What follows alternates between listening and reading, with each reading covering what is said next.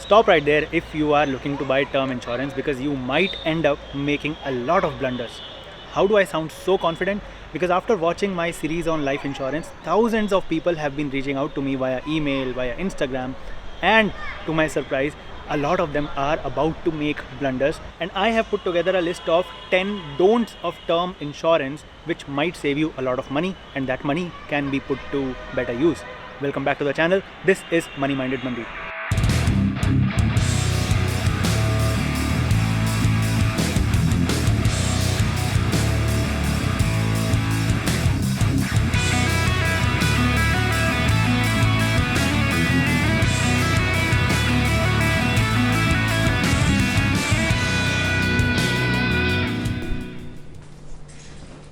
The first don't of term insurance, or should I say life insurance, is do not go for whole life insurance. Now, it may seem tempting because whole life insurance is giving you cover till the age of 99, and we all know we are going to die sooner than we turn 99, but it's not a logical option. Let me explain why. Term insurance, as the name suggests, term will give you life insurance cover up to a certain age that you can choose. For example, 65, which is good in most cases, but if you really want to stretch it, you can go to 75. That means if you die beyond the age of 75, your family will get nothing. Your life insurance cover will lapse. This sounds bad, but it is not bad at all. Think of the very reasons you wanted to get a term insurance in the first place. I can think of three. First reason could be you are the sole bread earner of your family, you are paying your kids' fee, you are paying your rent, and everybody is kind of dependent on your income. And in such a case, if you die today, your family should get money that will enable them to continue the same lifestyle for the next 10, 15 or 20 years. And you have heard me saying this a million times already. Well, not a million times because I've added all the views on my term insurance videos, both Hindi and English, and they are not crossing a million. So please share my videos. The second reason is you are yet to create wealth for your family. Let's say you are a Jagruk middle class person. You like to invest a certain percentage of your income every month in the hope of generating wealth in long term that should serve all your purposes. For example, retirement, children's marriage, education, etc., etc. But for that to happen, you need to be investing for at least 2 or 3 decades. Only then will you be able to generate that kind of wealth. And you are living on active income as of now. So two things can happen. Either you won't die and you keep investing your money and one day you'll get a big corpus. Or you die somewhere between this journey and you were unable to invest your money the way you wanted for long term, 2-3 decades. And this is why you definitely need a term insurance, so that if you are not able to fulfill your plan of investing, your family should get an equivalent amount that will enable them for next 10-15 years. The third reason, and not many people recognize this, maybe they are not the bread earners of their family, but they are making money and they are managing their own finances, and they happen to take up a loan, let's say of 40 lakh rupees. And somewhere in between, if they die, the liability to repay that whole loan falls upon the shoulders of their family, who did not deserve this liability. So in order to protect your loved ones from a liability that you are supposed to pay off, you should get a life insurance. But whatever the reason may be, at 65 of age or let's say 75, those reasons will go away. Your first reason to get life insurance was dependence. At 65, your kids would have turned at least 30 years of age and they would have started making money on their own, hence no dependence on you. At 65, and if you are alive, it's an assumption you are now having 5 or 10 crore rupees as a result of your disciplined investing. And at that same age, either you won't have any loan to pay off or you will have enough accumulated wealth to pay off your loan yourself. So there's really no need of getting a life insurance till 99 years of age, and there's really no need for someone to get a life insurance who does not fulfill any one of these three requirements. That automatically answers my question that anyone who is a housewife should also not get a term insurance. That's a question I've been asked a lot of times. And if you check the premium of whole life insurance, you'll be shocked because they are at least 6 to 7 times more expensive than term insurance. And hey, don't take my word for it. I'm giving you a link to Policybazaar in the description and the pinned comment. You can compare all term insurance plans offered by all the companies in India at one place. It will show you the best possible premiums for all the companies, and you can compare all the plans at one place. Full disclosure, this video is not sponsored by Policybazaar, but the link that I'm giving you in the description is an affiliate link. That means if you use that link and buy a term plan, This channel will get a small kickback from it, and that will help us to make more videos for you free of cost. So if you think we're doing a good job, that's the way to support us indirectly. And even if you don't want to use the link, you watching this video is also considered support. So thanks. And maybe try sharing the video. The second don't of term insurance is don't treat it as a tool to generate wealth. That's right. A lot of people have asked me this question. My father is 60 years old and I want to get a term plan for him. It's not a wrong question. It's a valid question. But then my counter question is, does your father have any dependent on him?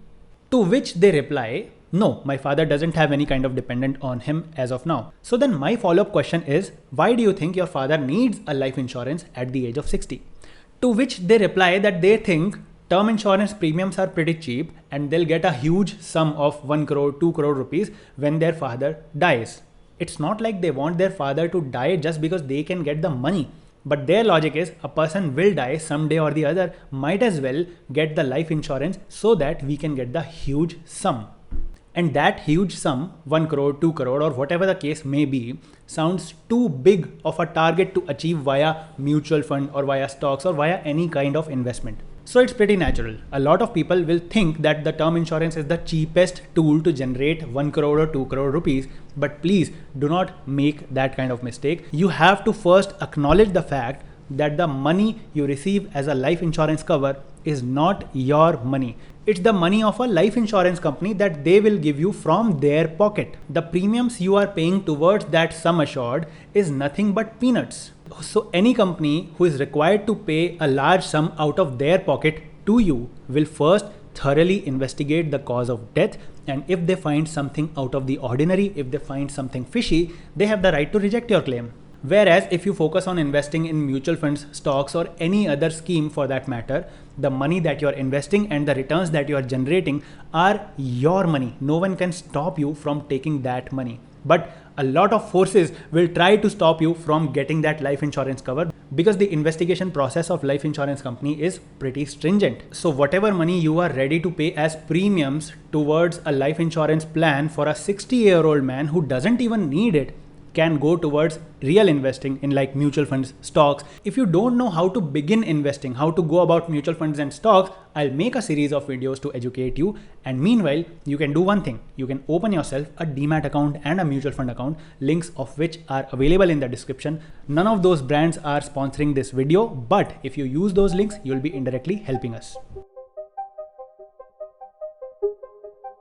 The third don't of term insurance is don't choose a life insurance company that doesn't offer you 24 hours claim settlement option. That's right, a lot of companies, at least more than 10 companies are offering you 1 day or 24-hour claim settlement process so that when you die, your family doesn't have to struggle to get the money of life insurance cover. 1 day claim settlement option should be present in your life insurance policy because it has become a new normal.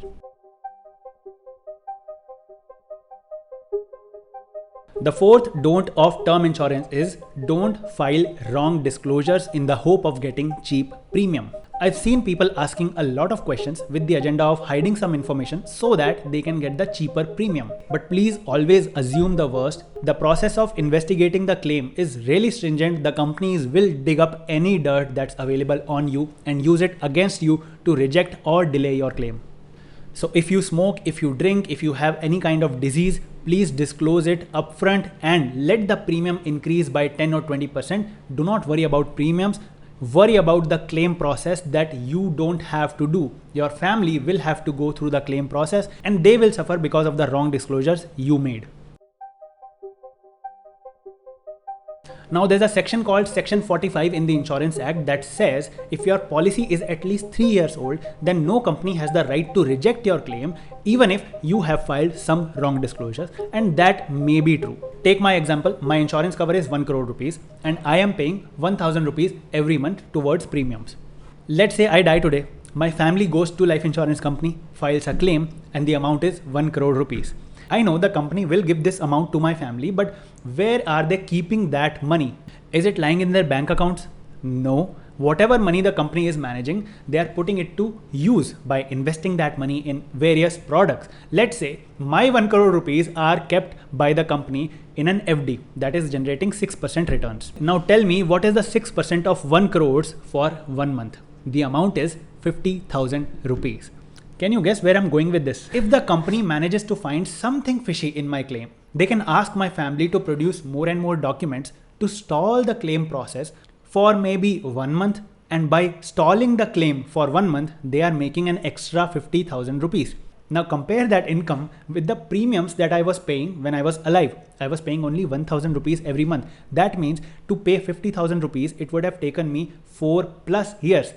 4+ years worth of premium they will be able to make in just 1 month by delaying my claim. And it's nothing personal. They have the right to do this because I was the one who filed wrong disclosures. I'm not saying every company will do this. All I'm saying this, they have a lot of incentive if they do this. So think of Section 45 as a tool to protect your interest, but don't completely rely on Section 45 and don't do wrong disclosures, please.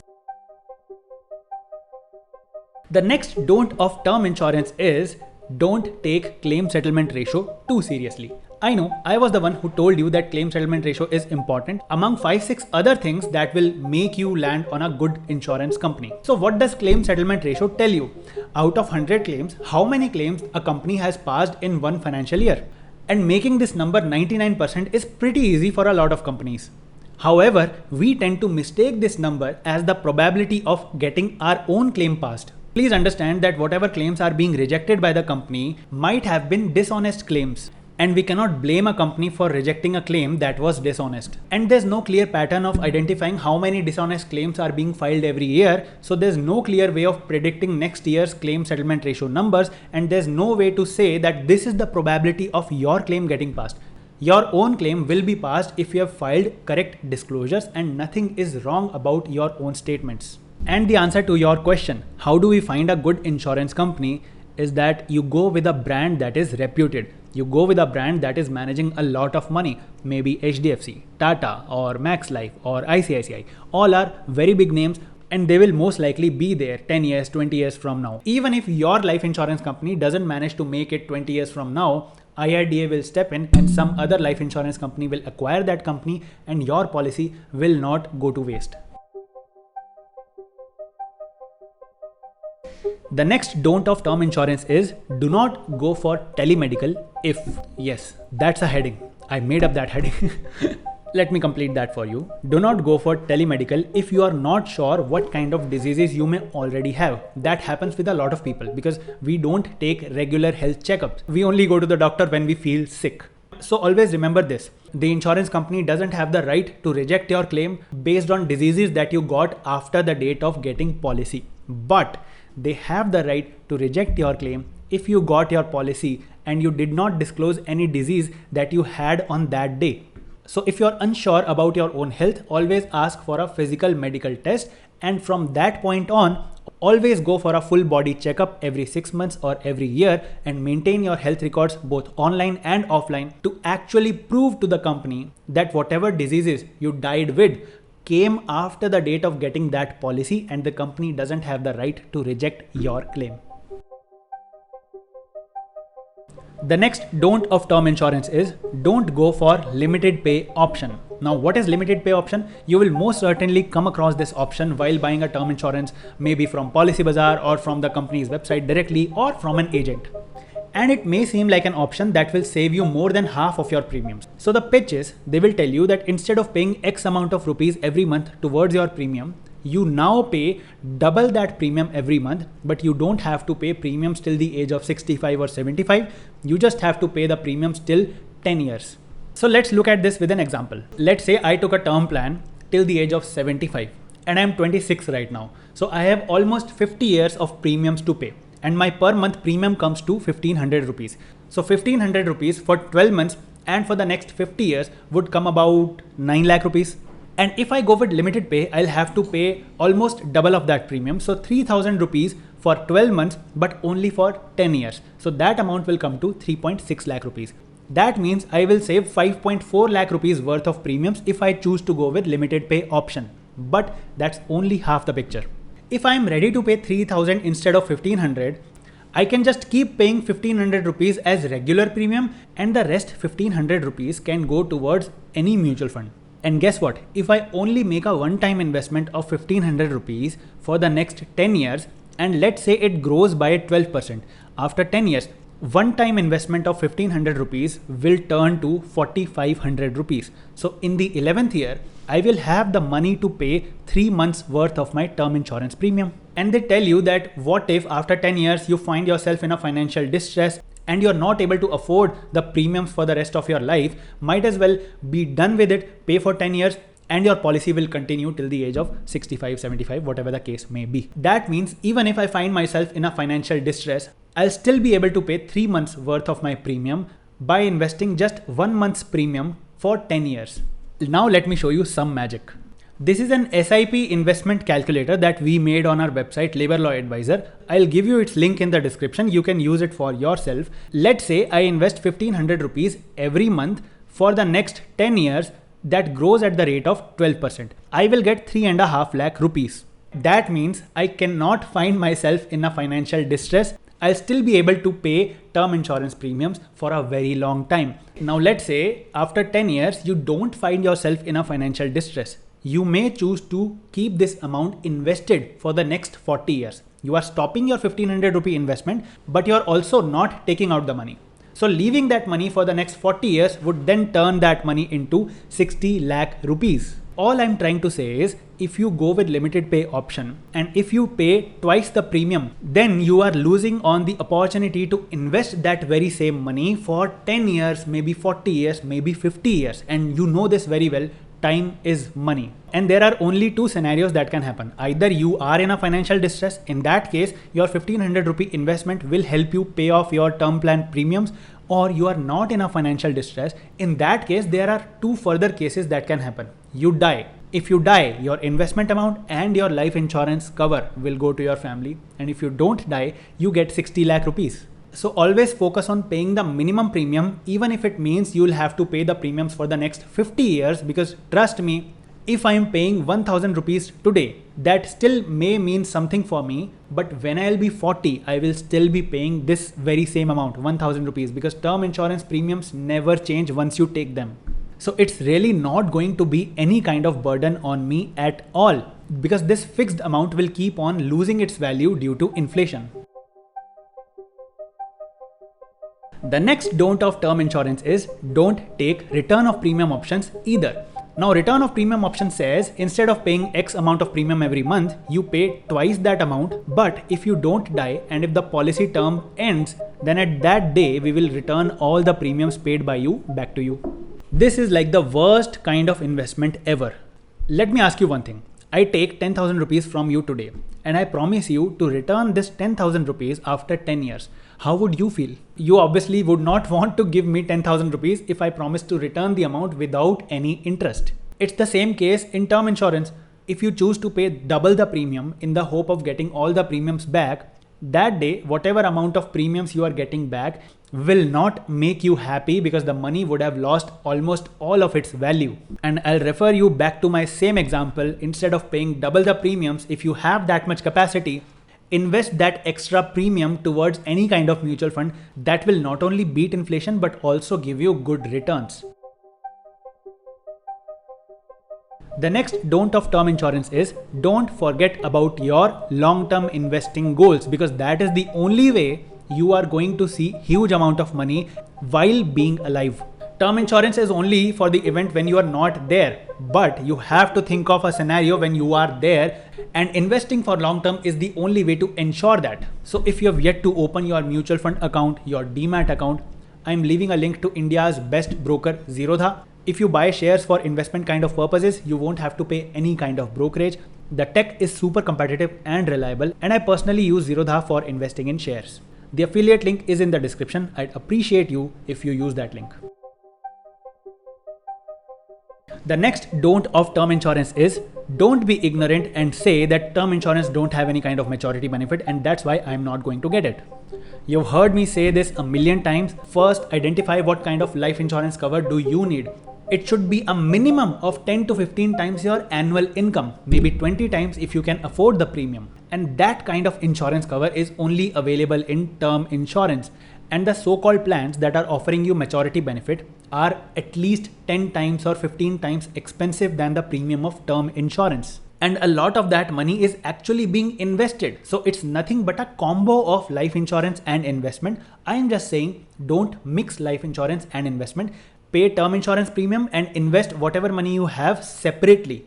If you want to know why, you can watch my ULIP video and you can also watch my endowment video. Endowment video is still in Hindi. I plan to make it in English as well. With that being said, the last don't of term insurance becomes don't mix insurance and investment. Keep them separate, you'll be happy. If you combine them, it's a recipe for disaster and it could ruin your entire life in just one event.